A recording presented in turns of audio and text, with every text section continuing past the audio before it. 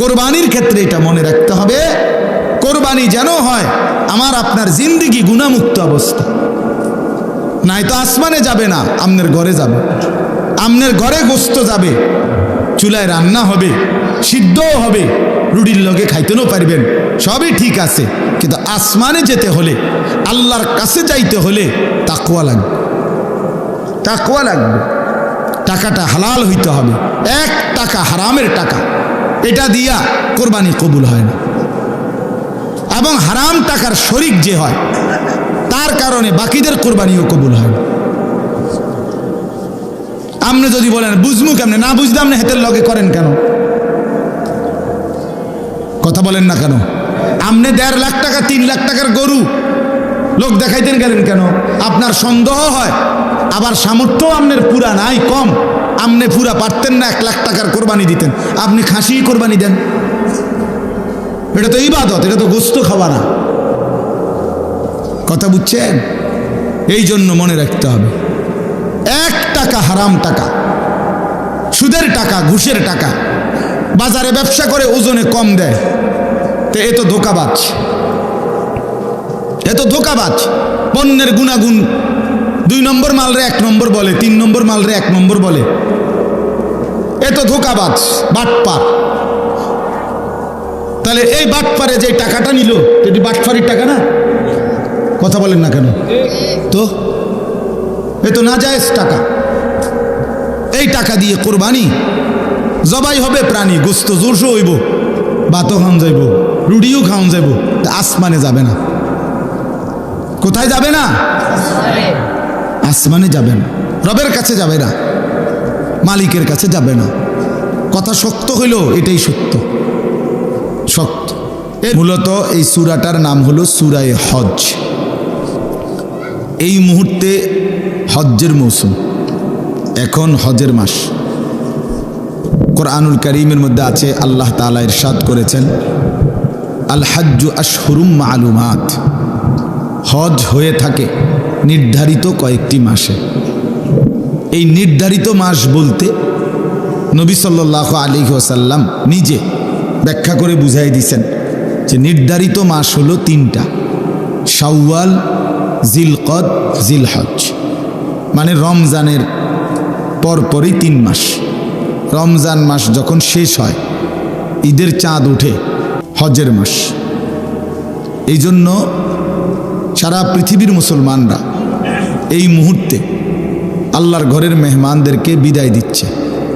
অর্থাৎ সারা বিশ্ব থেকে মুসলমান ইমানদাররা কম বেশি আল্লাহর ঘরের দিকে যাচ্ছে, আর অন্যান্য মুসলমানরা তাদেরকে বিদায় দিচ্ছে, দোয়া নিচ্ছে, তাদের কাছে বিভিন্ন রকমের কাকুতি আকুতি প্রকাশ করছে। তো এই হিসাবে আমাদের যারা ওলামায়ে কেরাম, বুজুর্গানে দ্বীনদের একটা আমল যে হজ্জের এই সময়টাতে বিশেষভাবে ওনারা হজ, কোরবানি এই সম্পর্কিত আলোচনা করে থাকে।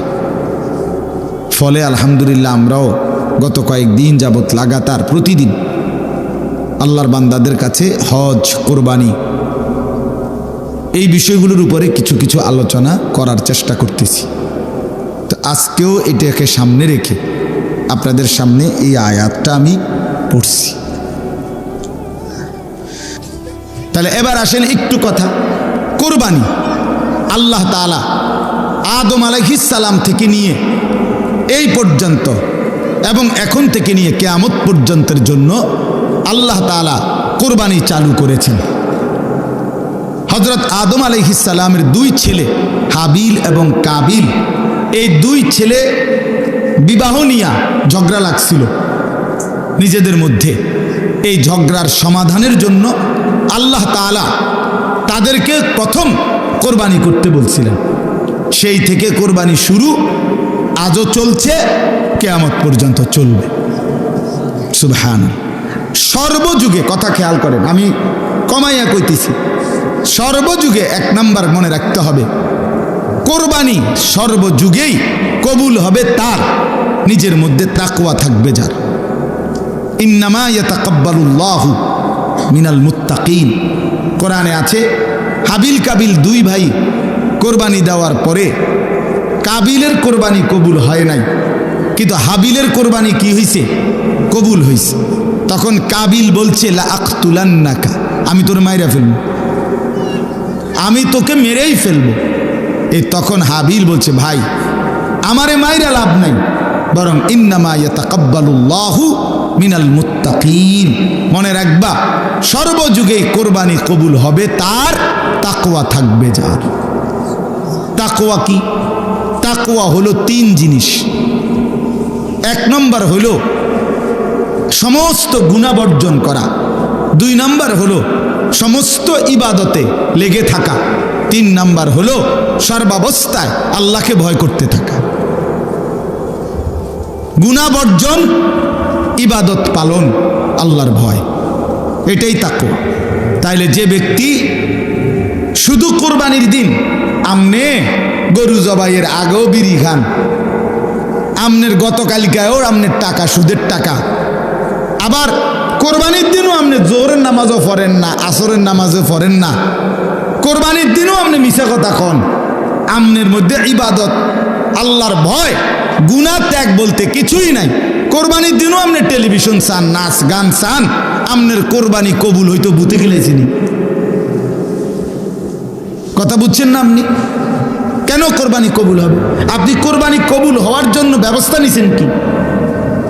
গরু কিনবার জন্য না বুদ্ধি করছেন? মানুষ লইয়া গেছেন 3 জন, গরু বাজারে গরু চাইয়া লইছেন, সেটা তো ঠিক আছে, কিন্তু কোরবানি কবুল হওয়ার জন্য ব্যবস্থা নিছেন কি? কোরবানি কবুল হওয়া, গোশত খাওয়া আর কবুল হওয়া এক কথা না, জবাই হওয়া আর কবুল হওয়া এক কথা না। জবাই তো প্রতিদিনে হয়, যে কেউ জবাই করলেই তো গরু জবাই হবে, কিন্তু জবাই আর কবুল তো এক কথা না। গোশত খাওয়া আর কবুল হওয়া তো এক কথা না বাপ। অতএব আমি আপনাদের কাছে বললাম, এটা কোরবানি কিন্তু আর 10 দিনের গরু জবাই নয়। গরু আমাদের দেশে প্রতিদিন জবাই হয় কিনা কথা বলেন না? বাজারগুলোতে গরুর গোশত বেচা হইতেছে না? তো তাহলে গরু তো প্রতিদিনই জবাই হয়, তো কোরবানি আর আলাদা কি? কোরবানিও তো গরুই জবাই করে, তো এটা তো প্রতিদিন হইতেই আছে। তাহলে বোঝা গেল কোরবানি শুধু গরু জবাই নয়, আলাদা কিছু, আলাদা কিছু কি না, সেটা ইবাদত, আর সেটা কবুল হবে তার তাকওয়া থাকবে যার। আল্লাহ তাআলা কোরআনুল কারীমে বলছেন লান ইয়ানালাল্লাহা লুহুমুহা ওয়ালা দিমাউহা ওয়ালাকিন ইয়ানালুহুত তাকওয়া মিনকুম। আল্লাহ বলেন আমার বান্দা শুনো, তোমাদের গোশত, রক্ত, কোরবানির প্রাণীর কিছুই আমি নেই না, আমি শুধু তাকওয়াটা নেই। আমি তাকওয়া নেই। তুমি দেখছো গরুর দিকে, আমি দেখছি তোমার জিন্দেগির দিকে। তুমি দেখো গরু কেমন হৃষ্টপুষ্ট গরু, আল্লাহ বলেন আমি দেখছি তুমি কেমন ইবাদত আমলওয়ালা, আমি তোমাকে দেখবো, তুমি গরুকে দেখো। কথা বুঝছেন কিনা বলেন? তুমি কি দেখো? গরু দেখো। আল্লাহ বলেন আমি দেখবো কি? তোমাকে। তোমাকে ইন্নাল্লাহা লা ইয়ানজুরু ইলা সুওয়ারিকুম ওয়ালা ইলা আজসামিকুম।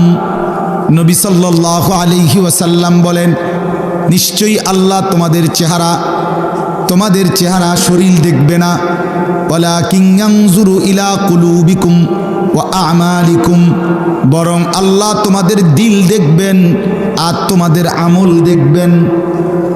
আল্লাহ দেখবেন বান্দা কুরবানি আজকে, অথচ প্রাণী তো জবাই করলা, তো গোশত কুটতে কুটতে হাড্ডি চুলতে চুলতে, হাড্ডি কোবাইতে কোবাইতে জোহরও শেষ, আসরও শেষ, মাগরিবও শেষ। কোরবানি তো ছিল ওয়াজিব, জোহর তো ছিল ফরজ। কোরবানি তো ছিল ওয়াজিব, আসরের নামাজ তো ছিল ফরজ। আল্লাহর জন্য কোরবানি করলে আবার নাচ দেখো কেমনে। আল্লাহর জন্য কোরবানি করলে কোরবানির গোশত খাইতে খাইতে টেলিভিশনে নাটক, সিনেমা, নর্তকীর ছবি দেখো কেন? এটা কেমনে হইল আল্লাহর জন্য? এটা কেমনে হইল কোরবানি? এটা তো আর 10 দিনের মতো, বছরের অন্য দিনের মতো গোশতই খাওয়া। হ্যাঁ বলেন? এই জন্য আমি বললাম কোরবানির ক্ষেত্রে এটা মনে রাখতে হবে, কোরবানি যেন হয় আমার আপনার জিন্দেগি গুনাহমুক্ত অবস্থা। নাই তো আসমানে যাবে না, আমনের ঘরে যাবে। আমনের ঘরে গোশত যাবে, চুলায় রান্না হবে, সিদ্ধও হবে, রুটির লগে খাইতেও পারবেন, সবই ঠিক আছে, কিন্তু আসমানে যেতে হলে, আল্লাহর কাছে যাইতে হলে তাকওয়া লাগবে, তাকওয়া লাগবে। টাকাটা হালাল হইতে হবে। 1 টাকা হারামের টাকা, এটা দিয়া কোরবানি কবুল হয় না। এবং হারাম টাকার শরিক যে হয় তার কারণে বাকিদের কোরবানিও কবুল হয় না। আপনি যদি বলেন বুঝমু কেমনে, না বুঝলাম না, হেতের লগে করেন কেন? কথা বলেন না কেন? আপনি 1.5 লাখ টাকা 3 লাখ টাকার গরু লোক দেখাইতেন গেলেন কেন? আপনার সন্দেহ হয়, আবার সামর্থ্য আপনার পুরা নাই, কম, আপনি পুরা পারতেন না 1 লাখ টাকার কোরবানি দিতেন, আপনি খাসি কোরবানি দেন।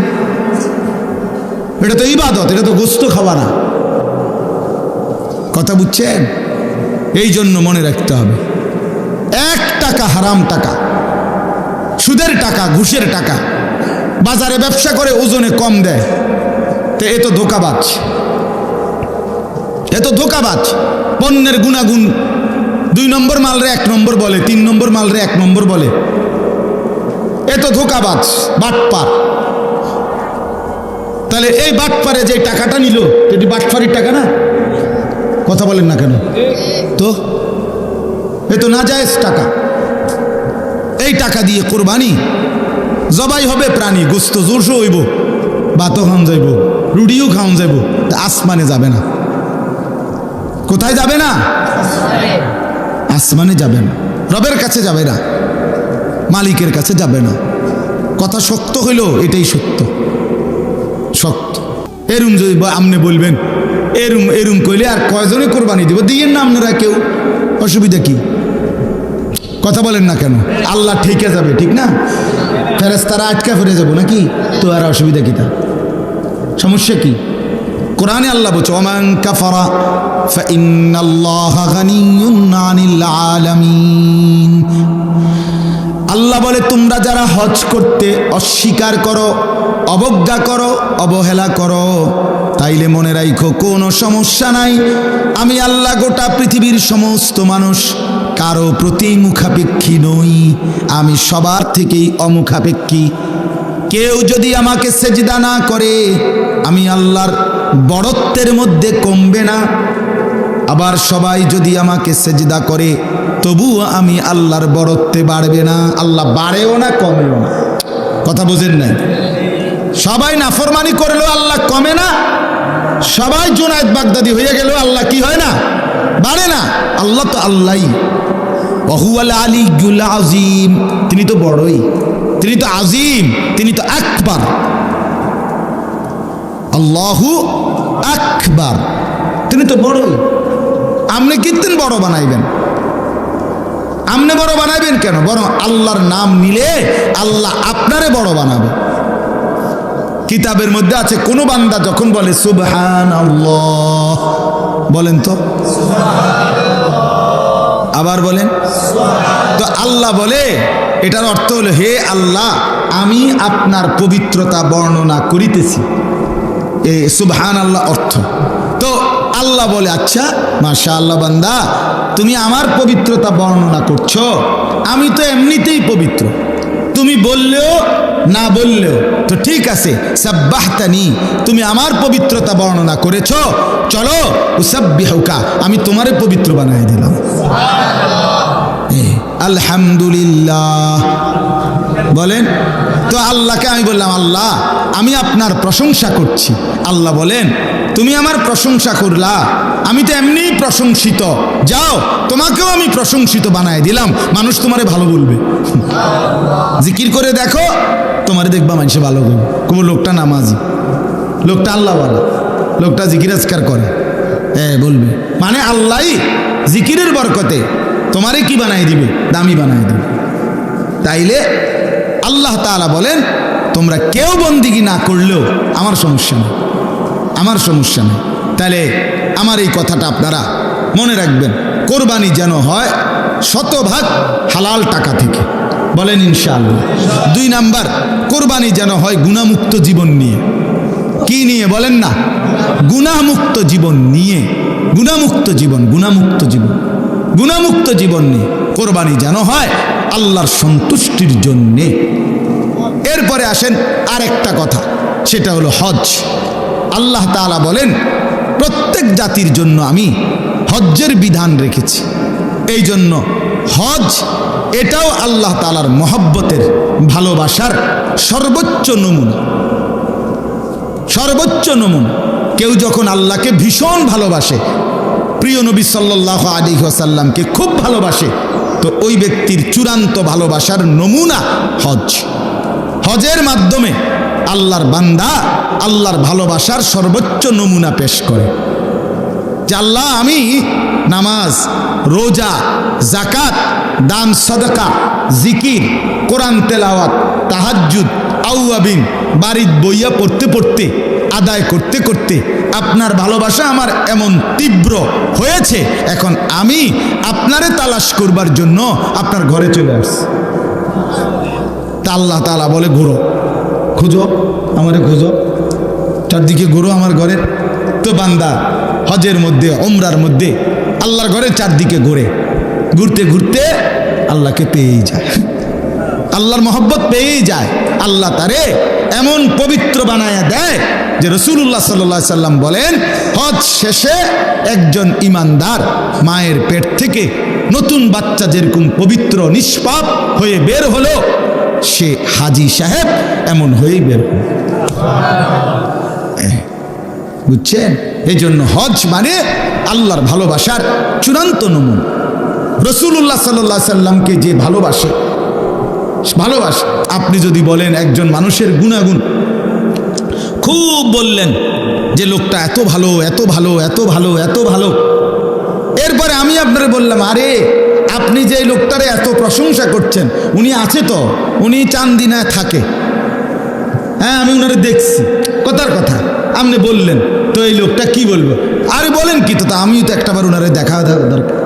তো সেই ছোট্টবেলা থেকে কত লক্ষবার নবী সাল্লাল্লাহু আলাইহি ওয়াসাল্লামের নাম শুনছেন, কত হাজার বার, কতবার নবীর নামে গজল শুনছেন, নবীর জীবনী শুনছেন, নবীজির জন্য মহব্বত হয়েছে মনে। তো আপনি যখন শুনলেন ওই মদিনায় তিনি আছেন, তা আপনি যাবেন না তার কাছে? আপনি যেতে চাইবেন না? আপনার মনে চাইবে না কেন? এটা কেন মন চাইবে না? আহা মুসলমান, 3 ছেলে এবড়া বিদেশ পাঠাইছে, 3 36 লাখ টাকা খরচ করছে, এবড়া 4টা মাইয়া বিয়া দিছে, গড়ে 20 লাখ টাকা খরচ করছে, এবড়া বাইক বিল্ডিং করছে, 40 লাখ টাকা খরচ হয়েছে, এবড়া জমি কিনছে এই পর্যন্ত 30 শতক, এখানেও জমির মধ্যে 50 লাখ টাকা কিনছে, এবড়ার সব টাকার ব্যবস্থা হয়েছে জীবনে, কিন্তু 5টা লাখ টাকা আল্লাহর ঘরে যাওয়ার জন্য ওনার কপালে জুটে নেই। মুসলমান এত বড় স্বার্থপর, এত বড় নিমক খারাপ। আল্লাহর ঘরে যাওয়ার কথা বললে, হজের কথা বললে 9-6 করে, জামু যাইলে মইলি যাইতো তো মনে কয় কিছু তো নাই, ফোলা দুগা ফোলা বিদেশ পাঠাইছি, তারা যদি তাগো যদি খোদায় লোয়ায়, আল্লাহ লোয়ায়, তারা যদি ফাড়ায়, ওটা কুমায় কোথায়, এই সমস্ত বেড়াইম্মা কথা, কুমাইন্না কথা দিয়ে নিয়ে আপনি আল্লাহর ঘরে যাবেন বলে? আপনার হাতে কি গত 30 বছরে লাখ লাখ টাকার ব্যবস্থা হয় নাই? কথা বলেন না কেন? তো আল্লাহর ঘরে যাওয়ার জন্য হলো না কেন? কেন হইল না? এই জন্য বাপ, এই আমার 3 কথা শেষ, এতটুকুই আজকে কথা। 1 নাম্বার কথা হলো প্রত্যেক জাতির জন্য আল্লাহ তাআলা কোরবানির বিধান রাখছেন, অতএব কোরবানির হুকুম আমাদের সামনে। আমাদের কোরবানি যেন হালাল সম্পদ থেকে হয়, আমাদের কোরবানি যেন গুনাহমুক্ত জীবন নিয়ে হয়। 2 নাম্বার কথা হলো প্রত্যেক জাতির জন্য আল্লাহ তাআলা হজ্জের বিধান রেখেছেন। হজ এক মুমিনের স্বপ্ন, সাধনা। ওই ছেলেরা, এই এনে বসে মোবাইল টিপো কেন? বেটা ফালতু কোথাকার বেটা, তোমারে আসতে বললো কেন বেটা? তামাশা 1 সেকেন্ডের জন্য ছেড়ে দেওয়া যায় না? 10টা মিনিট আলগা হন যায় না? বইসেই শুরু করছে সদর বদর, গাফিল কোথাকার বেটা।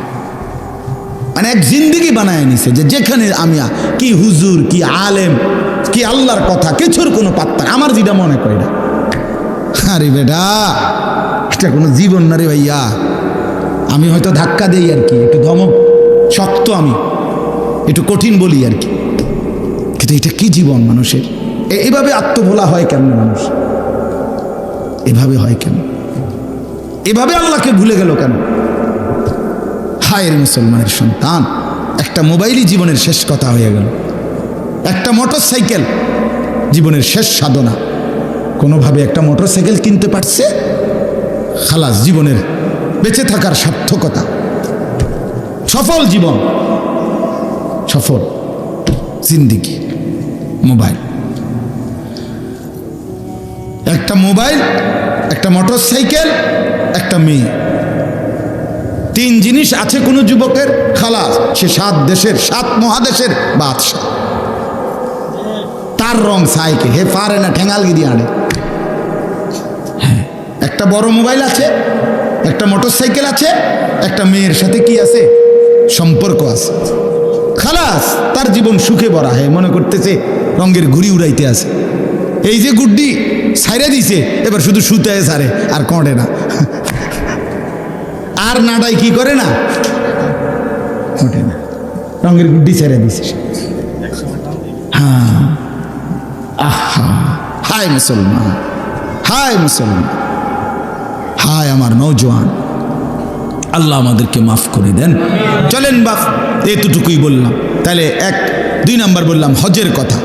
মুমিনের স্বপ্ন সাধনা, যেই কোনো ইমানদার মুসলমানের দিলে আল্লাহর ঘর দেখার স্বপ্ন নাই, সাধনা নাই, চেষ্টা নাই, এটার জন্য কোশিশ করে না, এটা প্রকৃত আল্লাহকে ভালোবাসাওয়ালা বান্দা হইতে পারে না।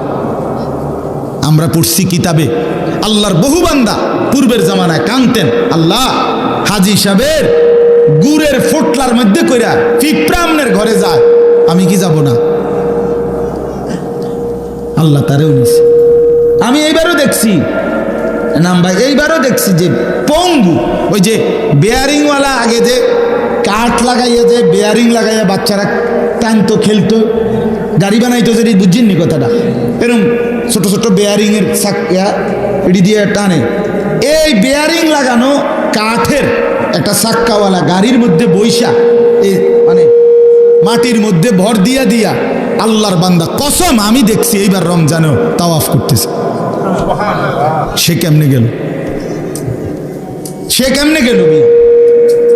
আল্লাহর ঘর ঘুরতেছে, অন্ধ লোক আমি দেখছি আল্লাহর ঘর তাওয়াফ করে, 1 জন 2 জন না, 5-7 জন দেখছি, একটা পাও পুরা নাই এমন মানুষকেও দেখছি।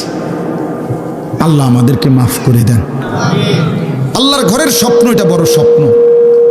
কক্সবাজার মোমেনের স্বপ্ন নয়, মক্কা মদিনা মোমেনের স্বপ্ন। আমরা এই কিতাবে পড়ছি, কত বুজুর্গ আল্লাহর প্রিয় বান্দারা বলতেন, আল্লাহ রে, আল্লাহ আমি প্রত্যেক দিন নামাজে বলি মুতাওয়াজ্জিহান ইলা জিহাতিল কাবা, আল্লাহ কাবার দিকে ফিরে নিয়ত করলাম, আর বাকি 28টা গাছ বিক্রি করে হজের টাকা মিলাইয়া আল্লাহর ঘরে গেছে।